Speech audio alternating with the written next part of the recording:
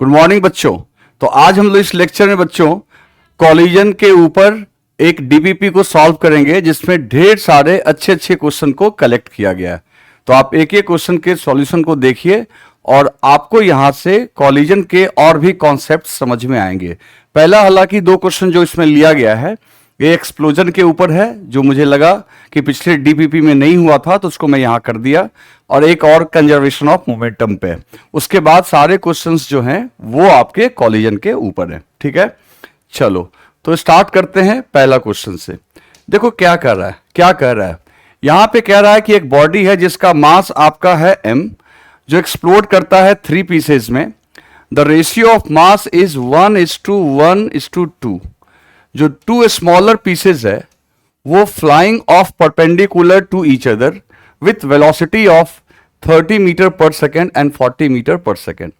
सबसे पहली बात है कि ये टोटल मास, एक काम करो बच्चों ध्यान दो, जो ये रेशियो दिखे ना 1:1:2, तो आप टोटल मास को मान लो 4m, सबको ऐड कर दो 1:1:2, 2:4, तो टोटल 4m का हुआ। इसमें से 2m मैंने पिछले लेक्चर में भी आपको जो डीपीपी सॉल्व किया था लीनियर मोमेंटम के कंजर्वेशन पे, तो वहां मैंने आपको डिटेल में बता रखा है कि ऐसे प्रॉब्लम को कैसे सॉल्व करते हैं। तो एक टुकड़ा m, दूसरा टुकड़ा m और तीसरा टुकड़ा 2m। एक टुकड़ा जो है वो x एक्सिस के तरफ जा रहा है, मान लो v1 से, दूसरा v2 से जा रहा है y एक्सिस के लॉन्ग। कैसे, तो ये लिखा हुआ है, ये लिखा हुआ है कि दोनों fly off perpendicular to each other with velocity of 30 metre per second and 40 metre per second. इनके बीच की जो वेलोसिटी है उनके बीच का एंगल है 90 डिग्री। तो थर्ड पार्ट की वेलोसिटी आपसे मांगी जा रही है जिसको हमने मान लिया v0। अब देखो ये कंजर्वेशन ऑफ मोमेंटम पे बनेगा, है ना। किसी भी एक्सप्लोजन में आप जानते हो मोमेंटम क्या रहता है, कंजर्व रहता है। तो final momentum is equals to initial momentum, ये तो अपनी बात पक्की है। तो फाइनल मोमेंटम जो होगा इन तीनों पार्टिकल के मोमेंटम का जो सम होगा that is p1 plus p2 plus p3, this must be equals to 0। इसमें से मैंने आपको क्या कहा था कि इनके मोमेंटम को ij के फॉर्म में लिख लो। अब जैसे ये x एक्सिस के लॉन्ग है तो लिख लिया हमने mv1i प्लस mv2j, इसकी बात v2 हो रही है। और तीसरे के बारे में अपने को आइडिया नहीं, तो उसको फिलहाल p3 रहने दो, वेक्टर फॉर्म में ही लिखना भाई, इनको उधर भेज दो, ठीक है ना, m1v1 mv1 m2 mv2 को। सो p3 इज इक्वल्स टू क्या निकल के आया, माइनस mv1i और माइनस mv2j। अब p3 का अगर आपको मैग्नीट्यूड चाहिए तो आप जानते हो कोई भी वेक्टर अगर ij के फॉर्म में गिवन होता है तो i के कॉफिशिएंट को स्क्वायर करो, फिर j के कॉफिशिएंट को स्क्वायर करो, that is m square v1 square plus m square v2 square.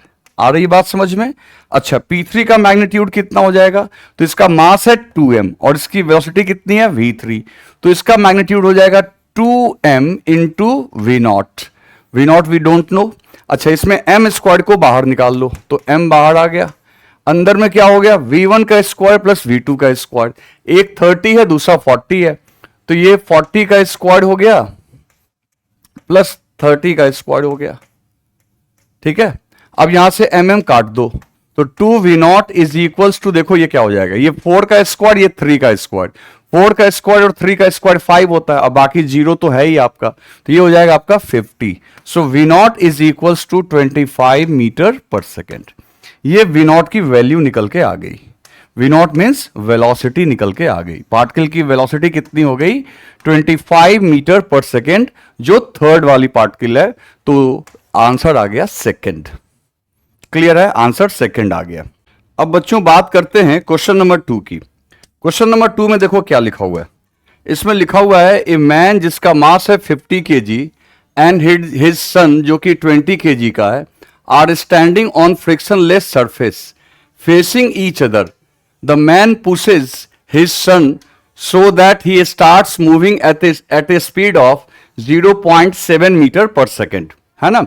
With respect to man, देखो अभी समझेंगे हम लोग। फिर कहता है द स्पीड ऑफ मैन बताना है विद रिस्पेक्ट टू सरफेस। पहले समझो क्या है, एक आदमी है और उसका एक बच्चा है, ठीक है। अब ये दोनों एक ही जगह पे खड़े हैं और ये एक दूसरे को क्या कर रहे हैं, पुश कर रहे हैं, एक दूसरे को पुश कर रहे हैं। ऐसा कुछ हमने सेंटर ऑफ मास वाले डीपीपी में भी कर रखा है। ये दोनों एक दूसरे को क्या कर रहे हैं, पुश कर रहे हैं। अच्छा, इसका मास कैपिटल एम है, इसका मास स्मॉल एम है। इनिशियल मोमेंटम इनकी जीरो है, इनिशियल मोमेंटम क्या है इनकी, जीरो। अब ये दोनों एक दूसरे को धक्का दे दिए, तो फिर क्या हुआ कि भाई ये जो मैन है ये इधर को मूव करने लगेगा। एक दूसरे को अगर वो पुश करेंगे तो एक दूसरे के अपोजिट जाने लगेंगे, है ना। ये इधर को आएगा मान लो V1 से और ये इधर को आएगा V2 से। अब कहता है कि इस आदमी को नजर आया कि इसका जो बेटा है यानी इसका जो सन है वो 0.7 मीटर पर सेकेंड से चल रहा है। इस आदमी को नजर आया, तो इस मैन को जो नजर आएगा वो तो रिलेटिव वेलोसिटी नजर आएगा। क्या नजर आएगा, रिलेटिव वेलोसिटी। और अपोजिट डायरेक्शन में आप जानते हो रिलेटिव वेलोसिटी दोनों वेलोसिटी के सम के बराबर हो जाएगा, क्योंकि अगर मान लो कोई 30 से इधर जाएगा, कोई 40 से इधर जाएगा, तो ऐड होके तो आपको 70 से दिखेगा, ग्राउंड से नहीं, उस आदमी को दिखेगा जो 40 से इधर जा रहा है। तो इसको जो अपना बच्चा दिख रहा है दिखेगा वो V1 प्लस V2 से जाते हुए दिखेगा, और जिसकी वैल्यू क्या दी गई है, 0.7। तो V1 प्लस V2 आपको गिवन है और आपसे पूछा जा रहा है V1। V1 क्या है, मैन की स्पीड है ग्राउंड के रिस्पेक्ट में, मैन की स्पीड है ग्राउंड के रिस्पेक्ट में।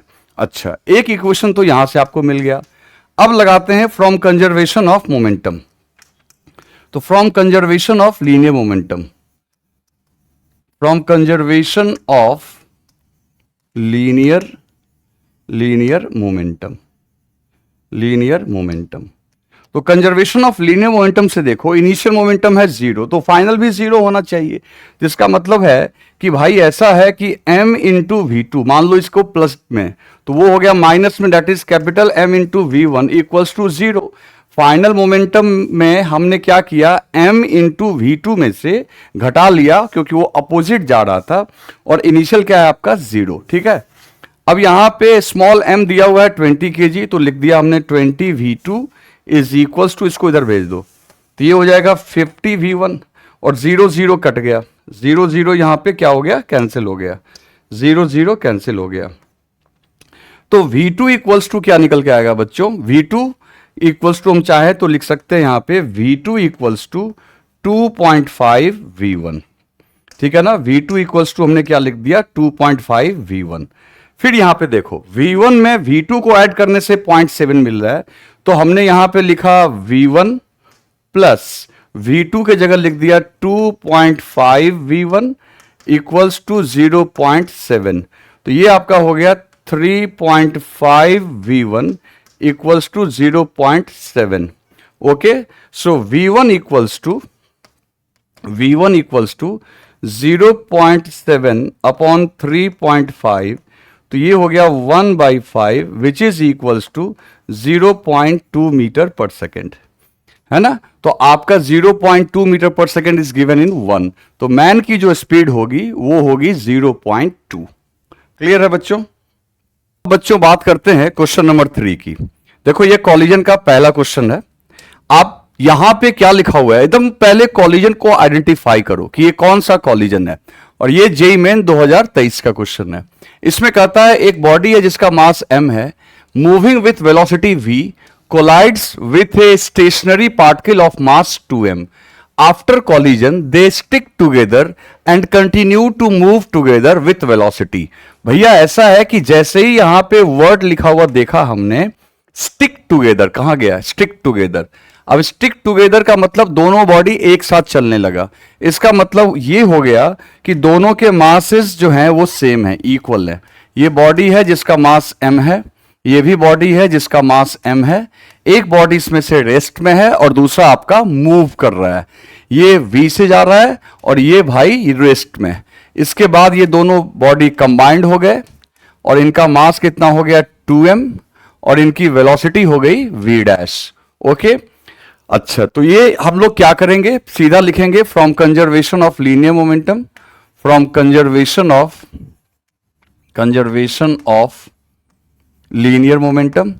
सीधी बात है, देखो ये हो गया m into V plus 0 equals to 2m into V dash. कुछ करना ही नहीं है, अपने को बस ये समझ में रखना है, एक का मास m है और दूसरे का मास कितना है, 2m है ना, ये 2m है, तो ये हो जाएगा आपका 3m। ओके, तो ये हो जाएगा आपका 3m। देखो एक का मास m है जो मूव कर रहा है, जो रेस्ट में है वो 2m है।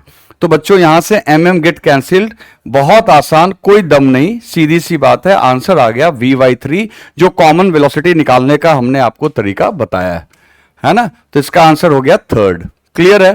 तो ये इसमें कुछ दम था नहीं। आगे बढ़ते हैं। अब देखो ये बहुत अच्छा क्वेश्चन है बच्चों, बहुत अच्छा क्वेश्चन है। देखो यहां पे क्या बोल रहा है कि एक बॉल है जिसका मास है 200 ग्राम्स, जो वर्टिकल पोस्ट पे रखा हुआ है 20 मीटर के हाइट पे। एक बुलेट उसके साथ आके टक्कर कर रही है, दैट इज 10 ग्राम्स की, and travelling horizontal direction hits the centre of the ball. After the collision both travels independently. The ball hits the ground at a distance of 30 metre and the bullet at the distance of 120 metre from the foot of the post. भाई देखो ये question actual में JEE advance में आया था। तो बोल रहा है कि the value of initial velocity of bullet will be. अब जरा समझो, पहले ना क्वेश्चन का डायग्राम आपको समझना पड़ेगा। ये एक पोस्ट है, ठीक है, ये एक पोस्ट है। पोस्ट के ऊपर में, पोस्ट मतलब कोई भी एक पोल है जिसके ऊपर आप बॉल को रख सकते हो। यहां पे हमने एक बॉल को रख दिया, ठीक है। अब एक छोटा सा बुलेट इसमें आके इसको हिट करता है। ये बुलेट है जिसका मास m1 है, इसकी वेलोसिटी मान लो v1 है या u मान लो u। इसने आके इसको हिट किया, इसका मास m2 है। हिट होने के बाद अब ये दोनों हाफ प्रोजेक्टाइल के पाथ पे गिरेगा। ये बॉल जो है टक्कर मारेगा तो ये बॉल ऐसे गिर गया, ठीक है। और ये डिस्टेंस दिया हुआ है, ये डिस्टेंस r2 दिया हुआ है आपको, देखो वहां पे लिखा हुआ है 30 मीटर। इसका रेंज आपका 30 मीटर है। ओके, तो मान लेते हैं इसको वेलोसिटी मिली टक्कर के बाद v2।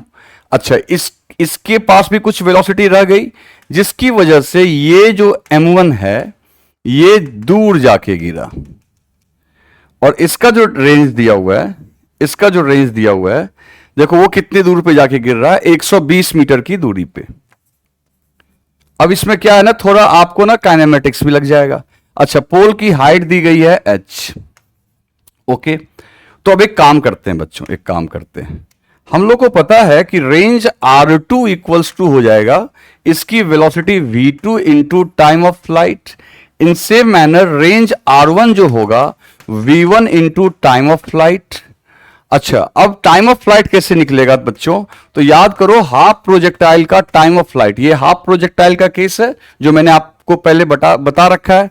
तो ये हो जाएगा 2h/g, अंडर रूट 2h/g आपको बता रखा है बच्चों।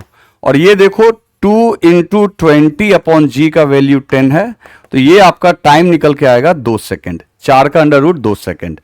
अब यहां पे क्या है कि ये रेंज आपको दिया हुआ है r2 जो कि है 30 मीटर, तो ये 30 है और ये टाइम 2 मीटर है, 2 सेकेंड है, तो v2 निकल के आ गया आपका 15 मीटर पर सेकेंड।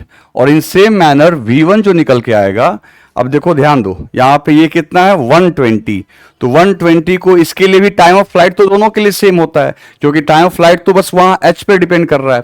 तो v1 इक्वल्स टू भी आपका कितना आ जाएगा, 120 को 2 से डिवाइड करोगे ये आ जाएगा 60 मीटर पर सेकेंड। तो भाई v1 v2 मिल गया आपको चाहिए क्या, u।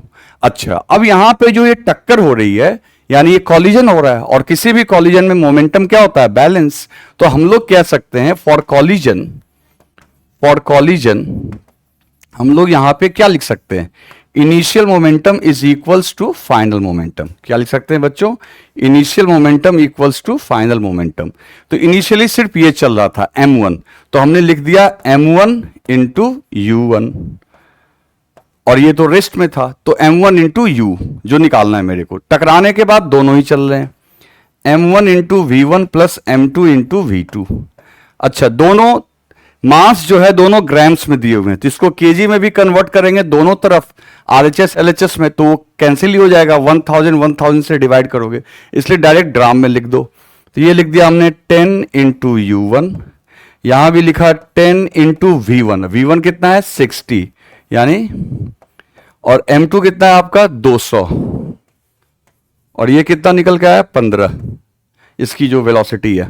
अब यहां से एक जीरो तो कैंसिल कर ही दो भाई, ठीक है।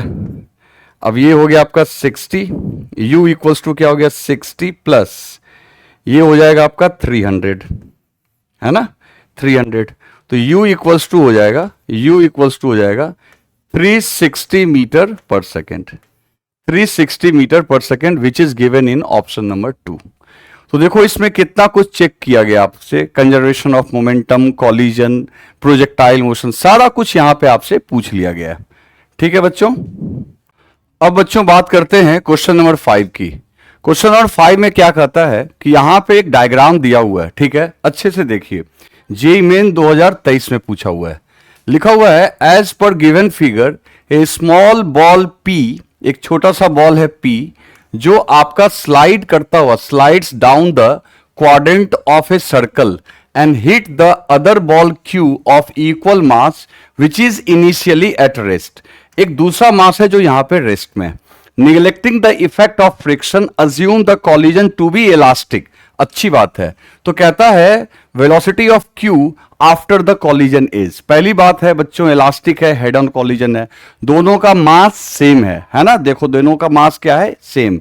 तो अभी हमने पिछले लेक्चर में ही पढ़ा है कि इक्वल मास के अगर दो बॉडी टकराते हैं तो उनकी वेलोसिटी आपस में एक्सचेंज हो जाती है। तो देखो कितना आसान है, जब ये यहां पे आएगा, जब ये यहां पे आएगा तो आपको मैंने कॉलिजन वाली बात बता दे रहा हूं, जब P ऊपर से फिसलता हुआ नीचे आएगा तो P की कुछ ना कुछ वेलोसिटी होगी, दैट इज मान लो U, ये P की वेलोसिटी होगी, और ये किससे टकरा रहा है Q से टकरा रहा है। दोनों में से ये P चल रहा है, Q आपका रेस्ट में। फिर क्या होगा, अब भाई वेलोसिटी एक्सचेंज हो जाएगी, P रेस्ट में आ जाएगा, Q उसी स्पीड से चला जाएगा। तो टकराने से पहले और टकराने के बाद का सिचुएशन आपके सामने बना हुआ है। ये टकराने से पहले का है, ये टकराने से बाद का है, यानी P रेस्ट में और U आपका चल रहा है, ठीक है।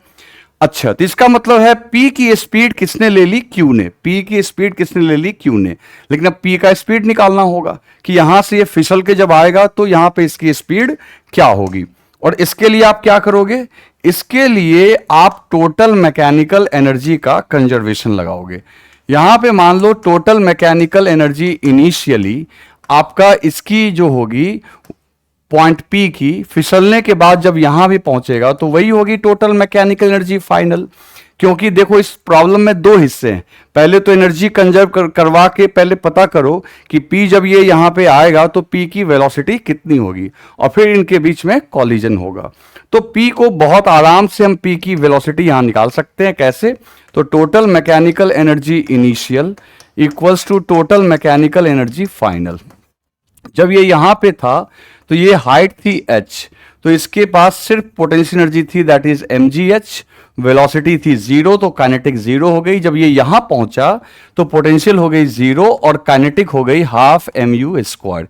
यहां से m से m कट गया बच्चों, सो u इक्वल्स टू आ गया √2gh, यानी ये जो u मिला P को, वही u कॉलिजन के बाद किसको मिलना है Q को, तो वो u होगा कितना, तो velocity of Q after collision जो होगा √2gh होगा, ठीक है। अब वैल्यूज पुट करते हैं, यहां पे g की वैल्यू 2 इंटू 10 इंटू हाइट भी देखो, हाइट कितनी है 20 सेंटीमीटर। देखो इसका रेडियस जो है, इस कर्व का रेडियस, वही तो हाइट का रोल प्ले करेगा, वही तो हाइट का रोल प्ले करेगा। लेकिन याद रखो ये सेंटीमीटर में है, तो ये r है, अगर इसका यही r तो यहां पे आपका आ रहा है, तो r आपका हो गया कितना 20 सेंटीमीटर, तो 20 इंटू 10 का पावर -2 कर दोगे।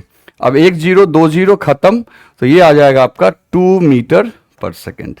कितना आ गया ये आपका 2 metre per second, which is given in option number 4, जो कि किसमें दिया हुआ है ऑप्शन नंबर 4 में, ठीक है। चलें आगे, ओके। अब बात करते हैं क्वेश्चन नंबर 6 की। यहां पे लिखा हुआ है bag of sand of mass 9.8 kg suspended by a rope, a bullet of 200 grams travelling with speed of gets embedded, then the loss of kinetic energy. देखो कितना सिंपल है भाई, ऐसा है कि एक बालू का ढेर है, उसमें आके एक बुलेट फायर होती है, एक बुलेट फायर होती है। तो कह रहा है, ठीक है ना, और ये जो आपका बैग है ना, ये एक रोप के थ्रू सस्पेंडेड है, एक दीवार से ये जो पूरा बैग है, और ये यहां पे छोटा सा बुलेट इसकी तरफ फायर किया गया। तो इसका मास मान लो m1, इसका मास मान लो m2, इसकी स्पीड है u। अब ये इसमें अंदर चला जाएगा, ठीक है, और उसके अंदर फंस जाएगा। तो पहले तो आपको पता करना था कि ये कॉलिजन कौन सा है। तो बालू में अगर गोली फायर करोगे तो गोली तो बालू में जाके फंस जाएगा, यानी बॉडी एक साथ कंबाइंड हो जाएंगे। और बॉडी जैसे ही एक साथ कंबाइंड हो गए आफ्टर कॉलिजन, तो ये आपका कंप्लीटली इनइलास्टिक हो गया। इनइलास्टिक, ये हो गया आपका कंप्लीटली इनइलास्टिक। इनइलास्टिक। अब जब ये कंप्लीटली इनइलास्टिक हो गया तो बच्चों सीधी सी बात है, हम लोग को उसमें लॉस ऑफ एनर्जी का फॉर्मूला याद करना होगा, क्योंकि लॉस ऑफ काइनेटिक एनर्जी और सब मैंने आपको पढ़ा रखा है। तो loss of kinetic energy is equals to half m1 into m2, याद है आपको, अपॉन m1 प्लस m2, ठीक है, और ब्रैकेट में u1 माइनस u2 का होल स्क्वायर। क्लियर। अब देखो यहां पे ये तो रेस्ट में था, सिर्फ यही चल रहा था, u1 चल रहा था, u2 तो आपका जीरो है, u2 तो आपका जीरो है। इसका मास आपका कितना दिया हुआ है 200 ग्राम्स, तो ये हो गया 0.2 kg, और ये इसका मास है आपका 9.8। चलो सॉल्व करते हैं। तो ये हो गया आपका हाफ, और ऊपर में 9.8 इंटू 0.2, और नीचे में 9.8 प्लस 0.2, और स्पीड कितनी दी गई है, स्पीड दी गई है 10 मीटर पर सेकेंड, दूसरे की तो जीरो है, तो ये हो गया आपका 100। ओके, अब देखो 100 से क्या हुआ, पहली बात है ये हो गया 10 और ये हो गया 10, तो ये देखो 9.8 प्लस 0.2 10 हो गया, इस 10 से इसका एक जीरो गया, ठीक है, और इस एक 10 से ये हो गया 2 से 2 कैंसिल हो गया, आंसर आ गया बच्चों 9.8 जूल। अब अगर आपको आंसर याद है, सॉरी अगर आपको फॉर्मूला याद है तो आप एकदम आराम से बना लोगे। साथ ही साथ ये भी मायने रखता है कि आप कॉलिजन का टाइप पहले आइडेंटिफाई कर लो कि वो इलास्टिक है, इनइलास्टिक है, क्या है, इसकी आइडेंटिफिकेशन भी उतनी ही जरूरी है जितना कि ये पता करना कि कॉलिजन का फॉर्मूला क्या है। सब कुछ क्लियर है बच्चों।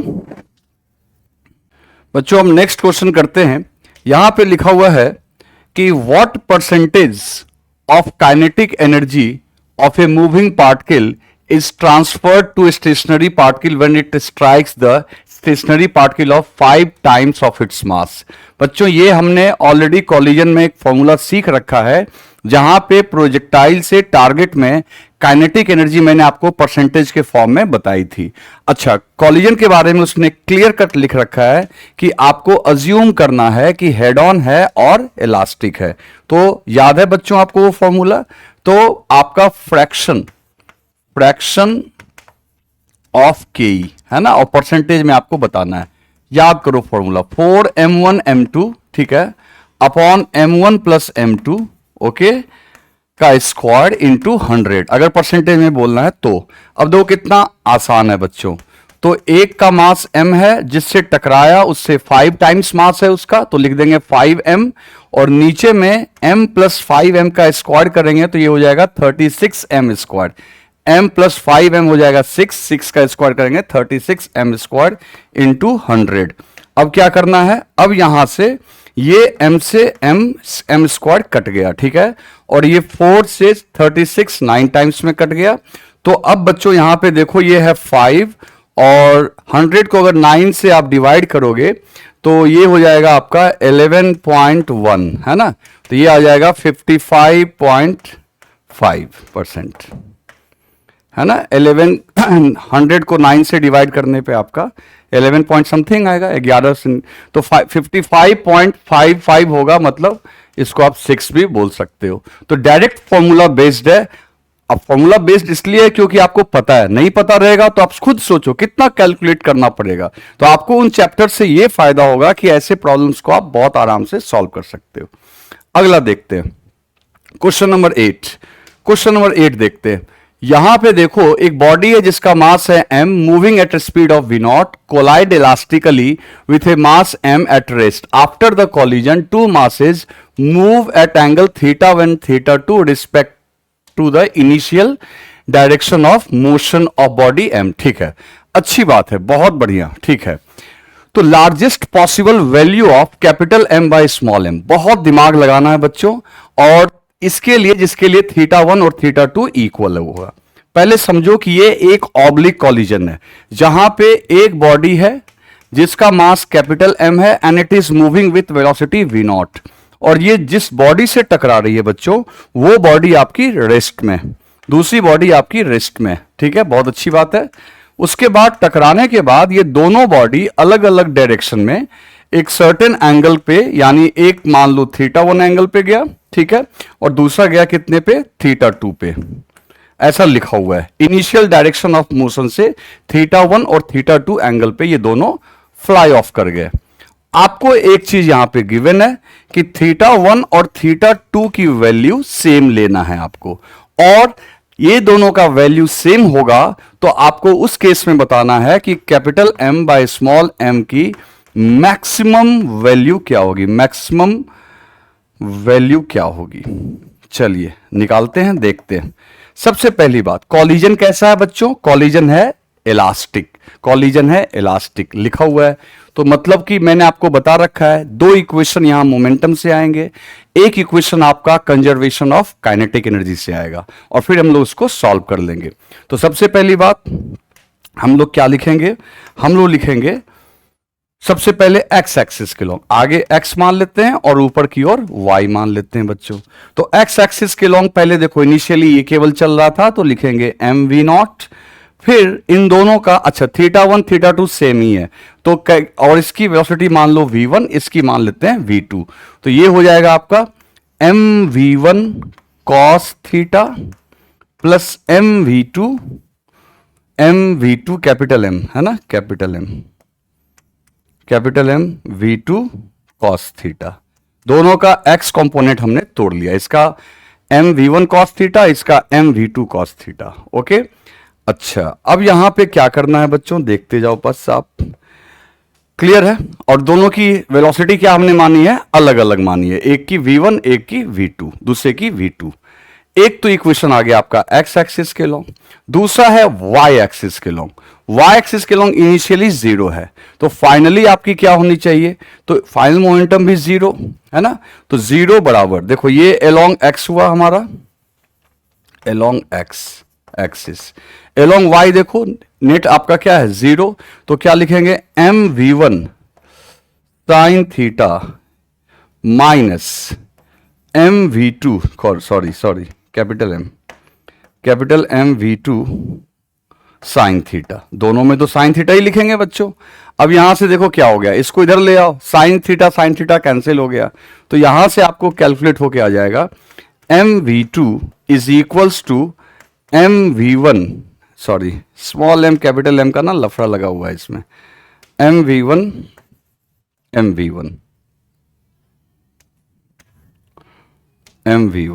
ठीक है, आ रही है बात समझ में, क्लियर है।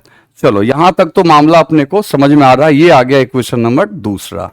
उसके बाद दो इक्वेशन मोमेंटम से आ गए, तीसरा इक्वेशन कहां से आएगा बच्चों, तीसरा इक्वेशन आएगा काइनेटिक एनर्जी से, from conservation of kinetic energy, from conservation of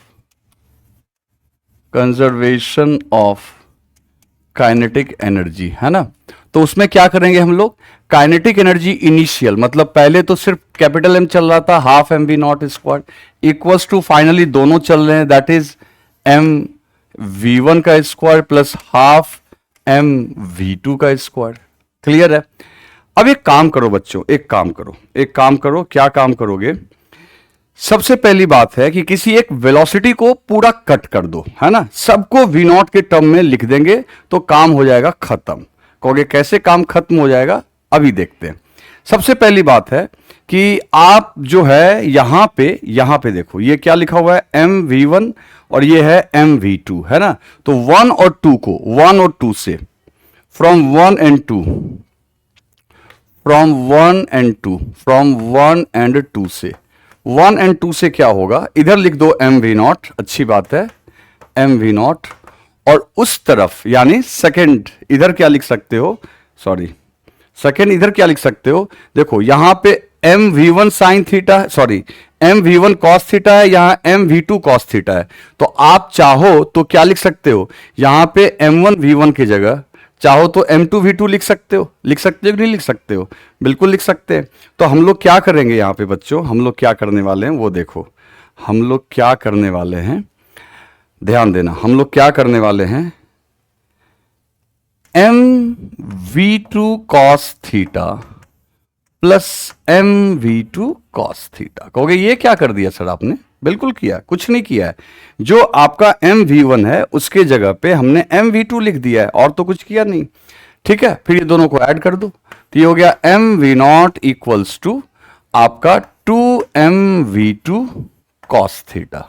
okay, चलो अब दोनों तरफ ना स्क्वायर कर दो, दोनों तरफ क्या कर दो, स्क्वायर कर दो, तो स्क्वायर कर दो। अच्छा पहले ये एम तो कैंसिल ही हो गया आपका, एम को बेकार ढो के लेके चल रहे, तो V not square equals to क्या हो गया, 2v2 कॉस थीटा। अब क्या करने वाले हैं, बस ये जो प्रॉब्लम है बच्चों इसमें अरेंजमेंट ही इंपॉर्टेंट है, और ये इक्वेशन था आपका तीसरा काइनेटिक एनर्जी से जो आया था। इसमें सबसे पहले आप एक काम करो, हाफ को कैंसिल कर दो, half of get cancelled out, and now M V not square equals to M V one का square plus M V two का स्क्वायर। ओके बच्चों, अब सबको एक या तो v1 में कर लो या तो v2 में, कैसे करेंगे सो देखो, वी नॉट स्क्वायर की जगह पे, यहां वी नॉट स्क्वायर की जगह पे हम लोग ये लिख सकते हैं, तो इसको लिखेंगे तो ये क्या हो जाएगा बच्चों, तो वी नॉट स्क्वायर की जगह पे, वी नॉट स्क्वायर की जगह पे, सॉरी ये वी नॉट स्क्वायर कहां से आ गया, वी नॉट स्क्वायर थोड़ी है, सॉरी सॉरी सॉरी ये क्या लिख दिया मैंने, ये तो वी नॉट ही है ना भाई सिर्फ। हाँ अब यहां पे वी नॉट स्क्वायर है, ये जो इक्वेशन यहां से आया, वी नॉट स्क्वायर की जगह इसको रखो, तो ये क्या आ जाएगा बच्चों, ये आ जाएगा 4 2 का स्क्वायर, ये m तो है ही, और ये आ जाएगा v2 का square into cos square theta equals to m।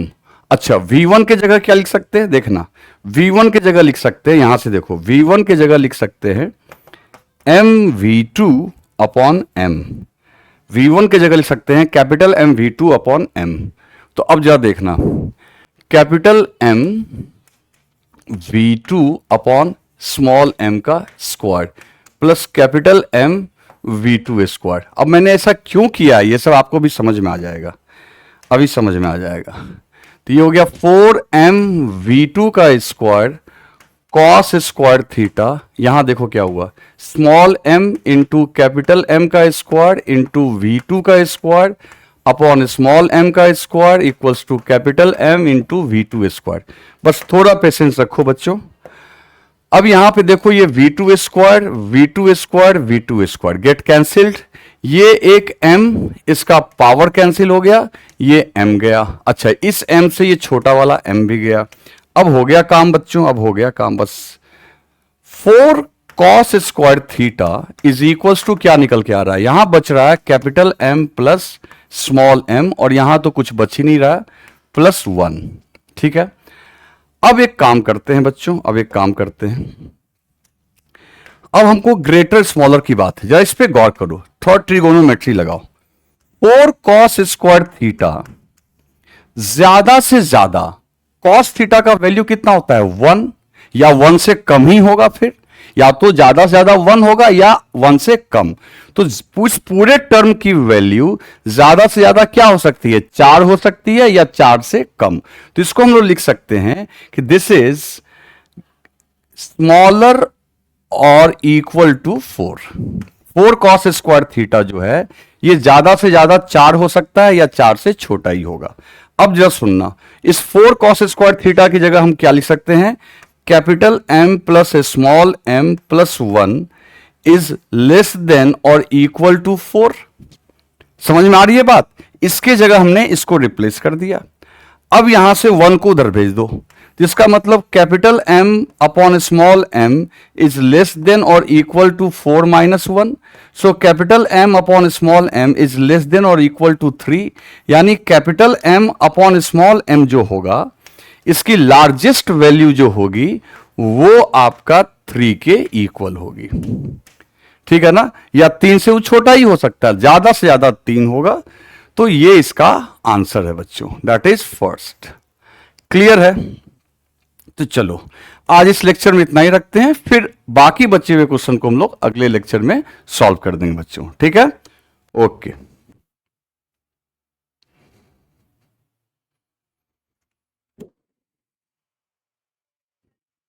इसलिए तो बंद कर दिया हूं।